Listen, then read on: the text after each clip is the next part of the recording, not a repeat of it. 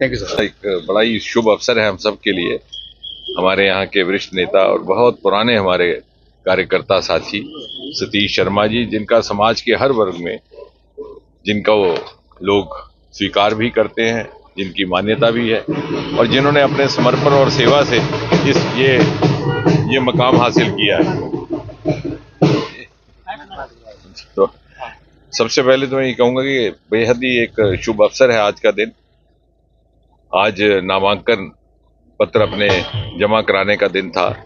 हमारे साथी सतीश शर्मा जी, जो एक बड़े ही हमारे वरिष्ठ नेता भी हैं भारतीय जनता पार्टी के, और कई वर्षों से समर्पण भाव से इस सारे क्षेत्र की सेवा करते रहे और उसी के परिणाम स्वरूप उन्होंने वो मकाम हासिल किया। संगठन के भीतर भी, समाज में भी, जम्मू कश्मीर स्तर पर भी ऊंचे ऊंचे संगठनात्मक पदों पर रहे, प्रदेश महामंत्री रहे और जो भी दायित्व इन्होंने निभाया उसमें प्रशंसा और उसमें सराहना इन्होंने हासिल की।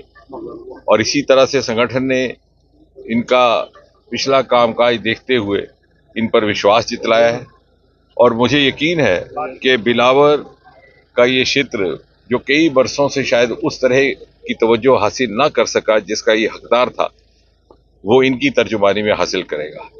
बहुत ही बढ़िया वक्ता, बहुत ही संवेदनशील और हर विषय को शोध और अध्ययन के साथ प्रस्तुत करने वाले, ठीक इसी तरह की आवाज बिलावर की विधानसभा में पहुंचनी चाहिए थी।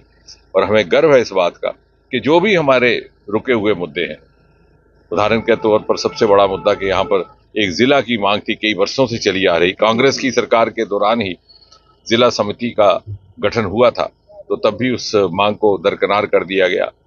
इस क्षेत्र में अनेकों प्राकृतिक सरमाए हैं जिनको पूरी तरह से ना कभी तराशा गया ना तलाशा गया, क्योंकि सही माने में कभी भी इस क्षेत्र का प्रतिनिधित्व ना विधानसभा में हो पाया ना सरकार में हो पाया। और मुझे विश्वास है कि सतीश जी के विधानसभा में पहुंचने के बाद और इनकी परफॉर्मेंस और जिस प्रकार से ये अपना निर्वहन करेंगे कामकाज का, आने वाले समय में बहुत बड़ी जिम्मेवारियां इनका इंतजार कर रही है। कश्मीर में भाजपा का झंडा काफी लहरा रहा है और दूसरी पार्टियां जो काफी बौखलाहट में है, इसको क्या देख रहे हैं इस बार? तो धीरे धीरे कश्मीर घाटी में भी लोगों को ये समझ में आने लगा कि जिस प्रकार का गलत प्रचार भारतीय जनता पार्टी को लेकर के आम समाज में किया जा रहा था वो निराधार था।